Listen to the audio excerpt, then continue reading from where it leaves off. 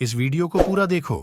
आज ही आपके जीवन से सारी परेशानी खत्म होगी और चैनल को सब्सक्राइब और वीडियो को लाइक करें। आप भी दाऊद की तरह हर गोलियत को हरा सकें और विजय होकर लौट सकें। This is my prayer. मेरे भाइयों, मेरी बहनों, मैं इससे पहले कि आज के कलाम को मैं शुरू करूं, मैं सबसे पहले आपको एक चीज़ के लिए मैं आप सबों को अप्रिशिएट करना चाहता हूं। जो लास्ट टाइम हमने क्वेश्चन आंसर जो चैनल है हमारा, जो मैंने सवाल आप लोगों से पूछे थे, आप में से कुछ लोगों ने अमेजिंग आंसर्स किए हैं और उसके लिए मैं परमेश्वर को सारी महिमा देता हूं। और आप में से जितने लोग मुझे देख रहे हैं, अगर आपने अभी तक इसमें पार्टिसिपेट नहीं किया है तो मैं आपको इनवाइट करना चाहता हूं। हम हर हफ्ते एक वीडियो पब्लिश करते हैं और जो लास्ट वीडियो हमने की थी उसकी लिंक आपको नीचे डिस्क्रिप्शन बॉक्स में मिल जाएगी, कमेंट बॉक्स में भी मिल जाएगी। और अगर आप अब तक शामिल नहीं हुए हैं तो मैं आपको इनवाइट करता हूं कि आप भी आइए। हर हफ्ते जो हम क्वेश्चन पूछते हैं आपको उसका आंसर करना है, और आने वाले टाइम में इसके बदले में जब आप आंसर करेंगे हम आपको जूम मीटिंग्स में आपको अंदर ले पाएंगे और डिसाइपलशिप के ऊपर एक विशेष टीचिंग जो हम बहुत जल्द स्टार्ट करने वाले हैं, हम आपको भी इसमें शामिल करेंगे। मैं विश्वास करता हूं कि आज एक बार फिर से परमेश्वर अपने वचन के द्वारा आपसे बात करेगा। आपने आज टाइटल पढ़ ही लिया होगा कि आज मैं कुछ 4 बातों पर आपसे बात करना चाहता हूं। ये बहुत इम्पोर्टेंट है। और इससे पहले कि मैं आज के वर्ड को स्टार्ट करूं, मैं चाहता हूं कि आज का वीडियो अगर हो सके तो आप इसे एक नहीं पर कई बार देखिए। और मैं आपको सच कहता हूँ, हर बार जब आप इसे देखेंगे आप कुछ नया लर्न करेंगे।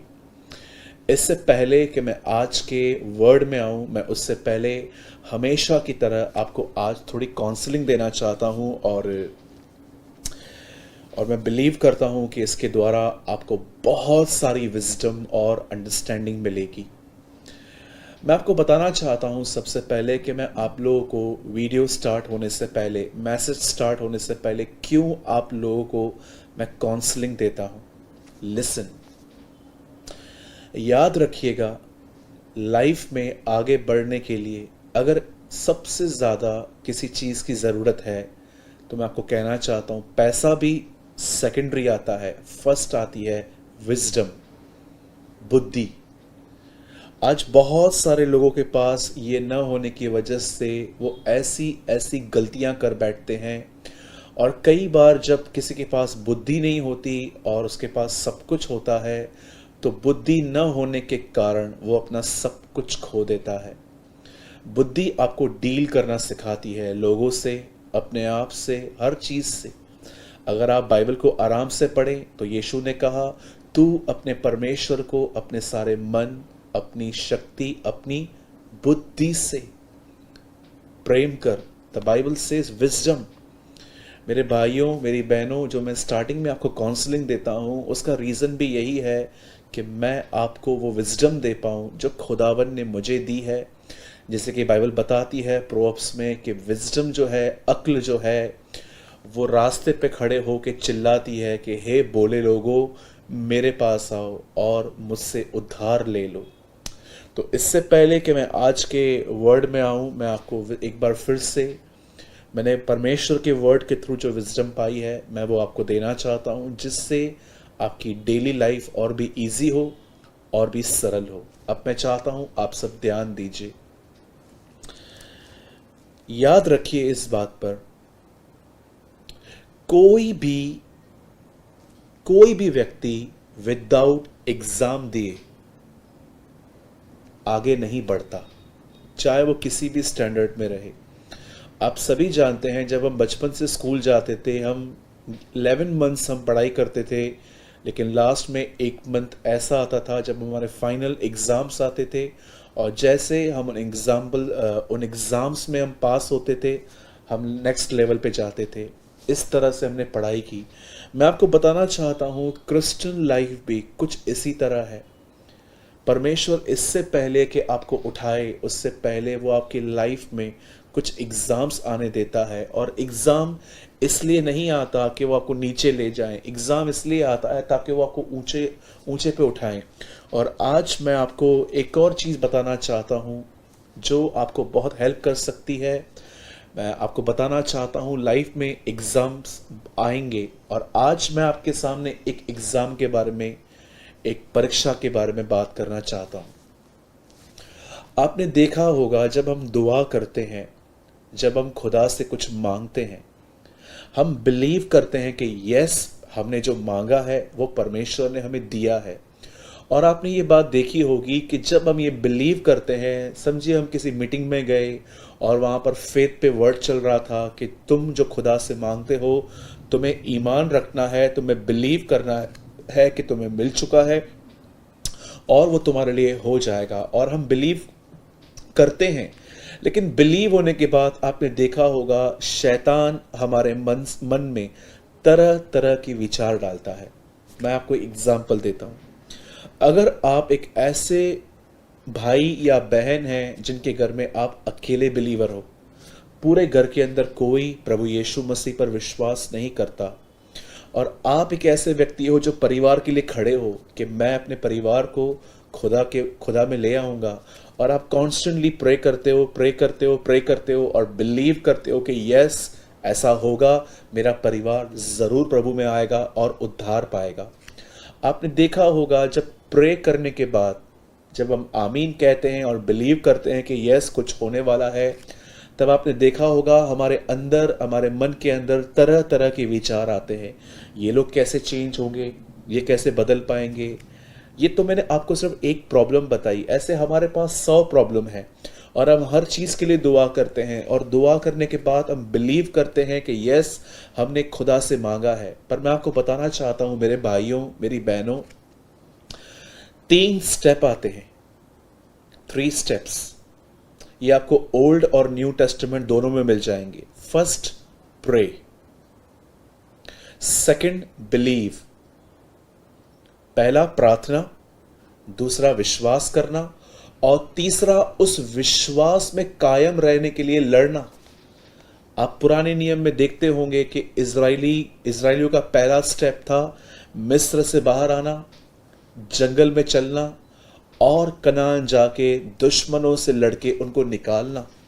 ये 3 स्टेप थे ओल्ड टेस्टामेंट में। वैसे ही मैं आपको बताना चाहता हूँ नए नियम में भी बिल्कुल ऐसा ही है। पहले हमने दुआ करनी है, दुआ करने के बाद आपको विश्वास करना है कि जो आपने खुदा से मांगा है वो आपको देगा, अगर उसकी इच्छा में, अगर आपने मांगा है तो। और थर्ड स्टेप आता है उस विश्वास में बने रहने के लिए फाइट करना। आज मैं आपको सच कहता हूं, बिलीवर्स प्रार्थना करना जानते हैं, बिलीवर्स विश्वास करना भी जानते हैं, लेकिन थर्ड थिंग में बिलीवर्स बहुत वीक हैं आज लड़ने में। आप जानते हैं बाइबल सिर्फ दुआ के लिए बात नहीं करती, बाइबल लड़ने के लिए भी बात करती है। और आपको बाइबल ये भी कहती है कि आपको कभी किसी इंसान से नहीं लड़ना है, क्योंकि आपकी लड़ाई मांस और लहू से नहीं है। आपकी जो लड़ाई है वो डेविल से है और डीमंस से है, और इनका हथियार है जलते हुए तीर, थॉट्स, नेगेटिव थॉट्स, शक भरे ख्याल, अविश्वास के ख्याल, और आपके माइंड के अंदर ऐसे ऐसे ख्याल डालना कि आप डिप्रेस हो जाओ। अब आप आराम से बाइबल को पढ़ेंगे तो आपको वहां पर पता चलेगा कि पौलुस कहता है, मैंने अपनी दौड़ पूरी की है, मैंने एक कुश्ती लड़ी है। और अगर आप ये बात ध्यान से समझेंगे कि ये किस तरह की लड़ाई है, तो उसके बाद वो कहता है, मैंने अपने विश्वास की रखवाली की है। परमेश्वर ने कहां पर भी ये नहीं कहा है कि प्रेयर करो कि मैं तुम्हारे फेथ को प्रोटेक्ट करूं। No, the Bible says protect your faith yourself. खुद अपने विश्वास की हमें रखवाली करनी है। जैसे कि आप देखिए, हमारे घर के अंदर सोना चांदी हम कैसे जगहों पे रखते हैं। मैं आज भी जानता हूं कि किसके घर में गोल्ड था तो उन्होंने सबसे पहले उसको एक डब्बे में बंद किया, और डब्बे में भी नहीं, एक पिंक पेपर में बंद किया। पिंक पेपर उन्होंने डब्बे में डाला, वो डब्बा लेकर उन्होंने एक वार्डरोब की तिजोरी में डाला और तिजोरी के अंदर भी एक छोटी सी तिजोरी बनी हुई थी, उसके अंदर रख के उसको अंदर लॉक किया, बाहर लॉक किया, फिर कबाड़ को उन्होंने वार्डरोब को बंद कर दिया। कितना हम लोग इन चीज़ों को संभाल के रखते हैं। कितने लोग हैं जो फेथ को इस तरह प्रोटेक्ट करते हैं, जरा सोचिए। मेरे भाइयों और बहनों, ये एग्जाम आपके लाइफ में आएगा। आप प्रेयर करेंगे, आप फेथ रखेंगे, और उसके बाद एक और स्टेप आता है फेथ में बने रहने के लिए लड़ना। अब मैं आपको बताना चाहता हूं कैसे आप अपने फेथ में बने रह सकते हैं। सबसे पहले याद रखिए, आपको दुआ करनी है, उसके बाद आपको विश्वास करना है कि जो आपने खुदावंद से उसकी मर्जी में मांगा है वो आपको ज़रूर अपने समय में वो आपको देगा। और थर्ड, जब तक आप उसे पालो, उस विश्वास में बने रहने के लिए आपको बाइबल में से कोई ऐसा वर्ड ढूंढना है जो आपकी सिचुएशन से मैच करता हो। मैं एग्जाम्पल देना चाहता हूं, अगर आपके कुछ दुश्मन हैं जो आपको मारने के पीछे हैं, आपको लगता है कि मैं घर से बाहर निकलूंगा तो मुझ पे अटैक होगा, तो मैं आपको बताना चाहता हूं बाइबल के अंदर एक वर्ड लिखा गया है कि जितने हथियार तुम्हारे विरुद्ध बनाए गए हैं उनमें से एक भी सफल नहीं होगा। आप जानते हैं, अगर आप ये वर्ड कहोगे थॉट्स निकल जाएंगे और आप विश्वास में बने रहोगे। और क्या कहा प्रभु ने, जैसा जिसका विश्वास वैसा उसके लिए होगा। मेरे भाइयों, मेरी बहनों, अब एक स्टेप और ऊंचे उठिए। याद रखिएगा, आप एक लड़ाई में हैं। अगर आप नहीं मारेंगे वो आपको मारेगा। पुराने नियम में एक लड़ाई थी इजराइलियों की फिलिस्तीनियों से, और अलग अलग जातियों से वो लड़ते थे। पर न्यू टेस्टामेंट में यीशु ने कहा हमारी लड़ाई किसी भी इंसान से नहीं है। आप आराम से पढ़िए। जब यीशु ने देखा कि मंदिर में व्यापार हो रहा है तो प्रभु ने किसी को कोड़ा मारा नहीं, उसने उन कोड़ों से जानवरों को निकाल दिया, और उसने वो जो चौकियां पड़ी हुई थी, जो उन लोगों ने ऐसे शॉप बना के रखी थी, यीशु ने उनको वहां से निकाल दिया, लेकिन उसने किसी इंसान को रोप नहीं मारी। आज मसीहत बिल्कुल उल्टी है। आज लोग लोगों से लड़ रहे हैं और दुष्ट आत्मा इसके बीच में, हमारे बीच में एंजॉय कर रहे हैं कि देखो ये आपस में लड़ रहे हैं। मेरे भाइयों, मेरी बहनों, मैं आज आप में से हर एक को कहना चाहता हूं, लड़ना सीखिए, वर्ड कन्फेस करना सीखिए, अपने माइंड को प्रोटेक्ट करना सीखिए। यीशु ने कहा जब मैं वापस आऊंगा तो कितनों में विश्वास पाऊंगा। जरा सोचिए, कितनों में वो ईमान पाएगा। अपने विश्वास में बने रहने के लिए मैं आपको बताना चाहता हूं, आपको लड़ना सीखना है। अदरवाइज आप भी उन्हीं बिलीवर्स की तरह हो जाएंगे जिनके फेस पर एक फेक स्माइल है, एक झूठी हंसी है, लेकिन इनसाइड वो डिप्रेस, डिस्करेज और हर प्रकार की चिंताओं में बंधे हुए हैं। मैं आपको आज होमवर्क देता हूं एक, प्लीज जब भी आप बाइबल पढ़ते हैं अपने हाथ में पेन रखिए, और जब भी आपको पवित्र आत्मा हाईलाइट करे कि ये वर्ड टिक कर और ये वर्ड अपनी परीक्षाओं में बोल, तो उस समय ये कीजिए। इससे आपको बहुत फायदा मिलेगा। आप फ्रेश रहेंगे, हमेशा आपके ऊपर एक फ्रेश अनॉइंटिंग बनी रहेगी। मेरे भाइयों, मेरी बहनों, डिप्रेशन क्या होता है मैं बहुत अच्छे से जानता हूं। ओवर थिंकिंग क्या होती है मैं बहुत अच्छे से जानता हूं। दिल टूटना क्या होता है मैं बहुत अच्छे से जानता हूं। और मैं आप में से हर एक को इनकरेज करना चाहता हूं कि खुदा की ये मर्जी नहीं है कि हम डिस्करेज और डिप्रेस रहें। वो चाहता है कि हम हर दिन एक विजेता, एक कॉन्कर होके हम जिंदगी जिएं, जिसके लिए वो आज आपको इस वचन के द्वारा लड़ना सिखा रहा है। याद रखिए, ऐसा लिखा गया है कि जब यीशु प्रचार करता था तो लोग कहते थे कि ये शास्त्रियों के समान नहीं बोलता, परंतु ये अधिकार सहित बोलता है। याद रखना, वचन में अथॉरिटी है। जब आप अपने मुंह से कुछ कहते हैं, दुष्ट आत्माओं को ये बात सुननी पड़ेगी, because you are saying the words of authority. यीशु ने कहा मैंने तुम्हें सांपों और बिच्छुओं को निकालने का अधिकार दिया है। कैसे? उसके वर्ड में है। जब दुष्ट आत्मा को कहते हैं उसमें से निकल, आपको नहीं पता कि आपके वर्ड में अथॉरिटी है, क्योंकि ये खुदा का वर्ड है। प्लीज लड़ना सीखिए। आइए मैं आज आपके साथ एक बहुत ही अच्छा वर्ड शेयर करना चाहता हूं। और मैं बिलीव करता हूँ कि आज के वर्ड के द्वारा आप बहुत कुछ लर्न करेंगे। मैं चाहता हूँ आप में से हर कोई आज मेरे साथ खोले लूका का 5वां अध्याय और हम बाइबल ओपन कर लेंगे। उसके बाद हम दुआ करके आज के वर्ड में आएंगे। मैं चाहता हूँ आप सब खोल लीजिए लूका का 5वां अध्याय, ल्यूक चैप्टर 5।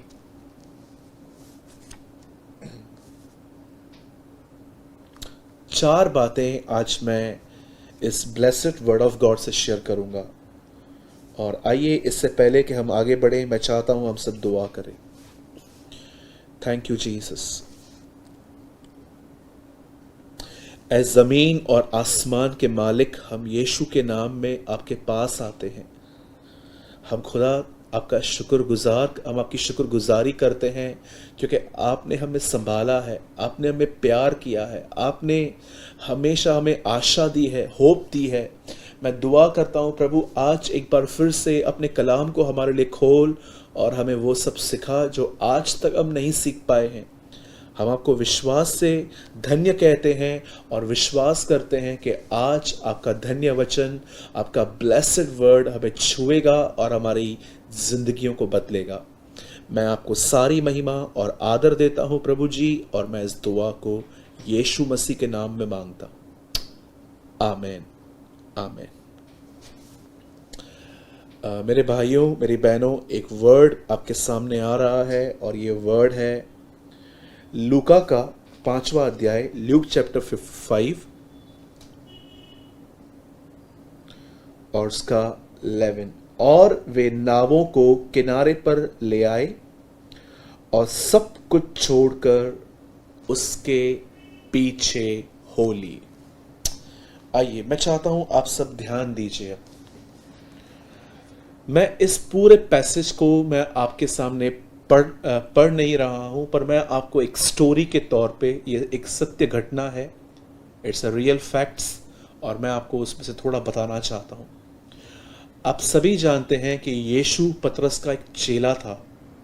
यीशु ने उसको चूज किया था ताकि वो यीशु के पीछे चले और यीशु उसके ऊपर अपनी कलीसिया बना सके। और आप देखते हैं फ्यूचर में ऐसा ही हुआ था। पतरस के द्वारा बहुत सारे लोग प्रभु में आए। आगे चल के यही पतरस जो था, उसकी छाया से लोग चंगे होते थे। उसने बहुत सारी कलीसियाएं बनाई और आप आगे चल के ऐतिहासिक किताबों में पढ़ सकते हैं कि वो ही एक ऐसा चेला था जो उल्टा क्रूज पे चढ़ाया गया। इट मीन्स उसे मार के उसके क्रूज को उल्टा कर दिया गया था। मैं ये इंफॉर्मेशन देने से पहले मैं आपको बताना चाहता हूँ ये कैसे हुआ था। स्टार्टिंग में यीशु मसीह उसकी बोट पे गए थे और उसे कुछ भी नहीं था, और तब प्रभु ने उसको कहा कि नाव को गहराई में ले चल, और जैसे उन्होंने किया उन्हें बहुत कुछ मिल गया। अब मैं इस पैसेज के अंदर जो मैंने आपको पढ़ाया, जो उसमें लिखा था और थोड़ा हिस्ट्री में से आपको बताया, अब मैं आपको कुछ समझाना चाहता हूँ। 4 पॉइंट्स मैं सबसे पहले कहना चाहता हूँ। ये चारों पॉइंट्स मैंने लूका 5 अध्याय का 1 से लेके 11 तक जब मैंने पढ़ा तो मुझे 4 बहुत ही इंपॉर्टेंट बातें आपसे शेयर करने को मिली। पहली चीज, आप जानते हैं जब यीशु मसीह यहां पर आए तो वहां पर एक बहुत बड़ी भीड़ थी, बहुत बड़ी भीड़। मैं आपको बताना चाहता हूं यीशु मसीह जहां पर भी जाता था वहां पर एक बहुत भीड़ होती थी।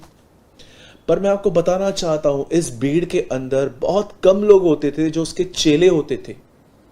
आज भी मैं आपको बताना चाहता हूं हमारी कलीसियाओं के अंदर भीड़ बहुत है, पर आप में से कितने लोग ये बात जानते हैं कि आप भीड़ हैं कि आप चेले हैं?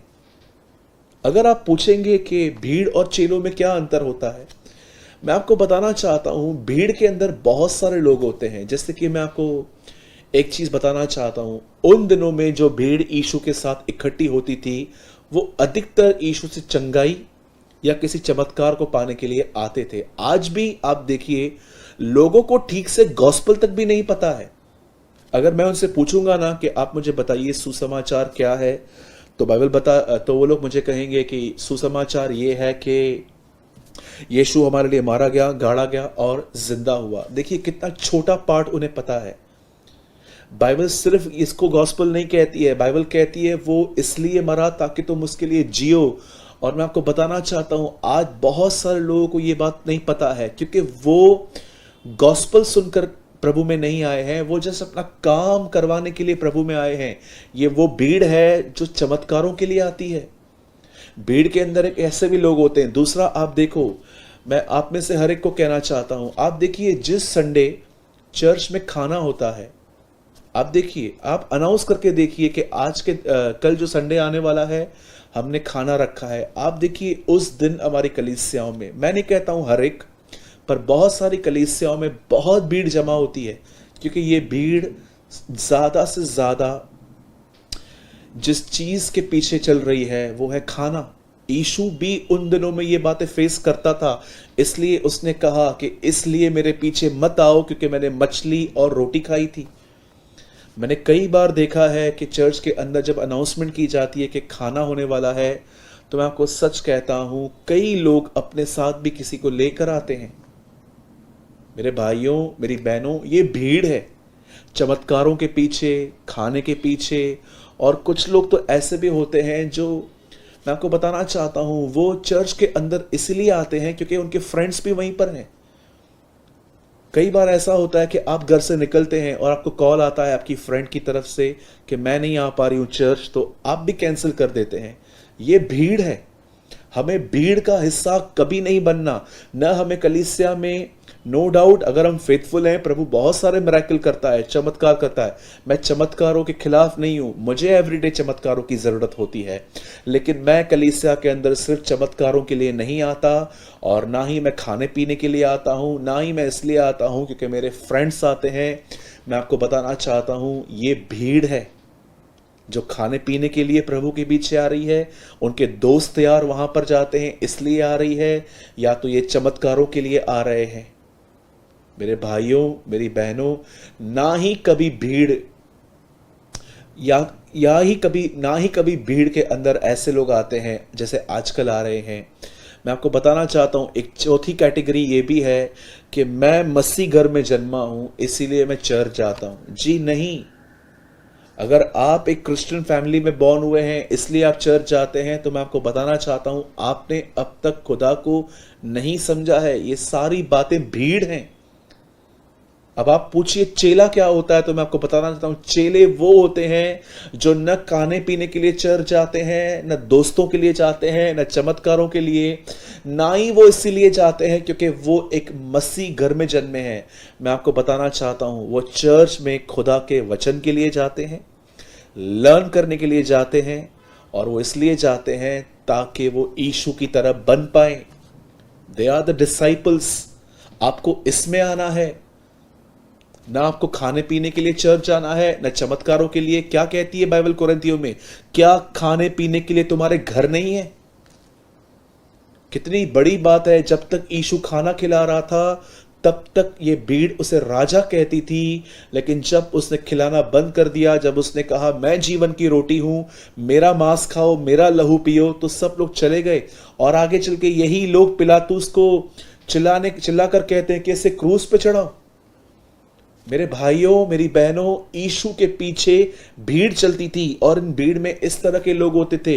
लेकिन मैं आपको बताना चाहता हूं, एक दिन ऐसा हुआ जब यीशु ने हर एक को कहा कि मेरा मांस और मेरा लहू खाओ पियो, तब वो लोग चले गए। यीशु फिजिकल मांस और लहू की बात नहीं कर रहा था, वो समझा रहा था। और आज हम जानते हैं कि ये प्रभु भोज था, लॉर्ड्स ब्रेड थी।